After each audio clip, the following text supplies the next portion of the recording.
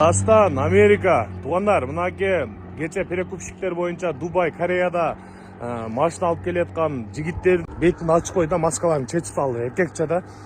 Мына туғандар, эл үчүн иштейм деген жигиттер ушундай болот да. Негизи туғандар, бул нерсени мурун эле айтылган экен да. Мурун эле, будан көп жыл мурун эле жанагы сальто ашып жүргөн ким эле, жакшылык беле, ошол жигит уже давно эле айтылган экен да. Мынаке туғандар, эл улуу деген шундай болот. Каяктасыңар, перекупщиктер? Мына Оштон бир сарыраак бала келген, өтө актанып атты эле. Дагы бир 2-3төсү көрүп аттым, мен мындай соц тармактан көрүп калып аттым, мен силер неме деш эмес. Просто актандыңар, мына өздөрү кечирим сурап чалып атат. Өздөрү мына биз менен иштегиси келип атат. Уят да, просточу. Ёшкин тоба калдым. Неге мындай маскалары чечилип кетти го? Ассаламу алейкум, жигиттер. Мынау азыр баягы машина ташыган автопруштарчы Дубай, Корея, Америка болуп бир бааны чечише албай атпайбы. Эми жигиттер Аскар братан деле, Дастан деле, берки ким эле? Бауыржан айтмакчы, ачыткы деле, эми ачыткы десек баягы одоно болуп калат чындыгындачы.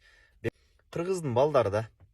Анан эми бирок чындыгындачы, мол Дастан братан көтөрүп чыккан маселе туура да. Эгерде 1600дөн болуп элдин колуна ошол бага тие турган болсо, страховкасы менен, майда чүйдөсү менен колуна тие турган болсо, бул өтө сонун маселе. Бул өтө жакшы маселе. Элдин чөнтөгүнө, карапайым элге бул чоң жардам. Мисалы бул жакта канча 500, 600 долларбы? Бул 50 000 сом деген нерсе да. 50 000 бул карапайым элге өтө сонун акча да.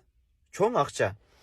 Анан Бектур багы Дастанды каралаш максатындабы же кандайдыр бир максаты эмне, же болбосо өзүнүн актаныш максатындабы улам эле баягы видео чыгарып, Дастандын командасы өзүнүн катасын сезди, ал бизге мындай совет айтып атат, Дастан акылдуу бала экен деп өзүнүн кайрагынын үстүнө коюп туруп, Дастанды кайра түшүргөн бул туура эмес да.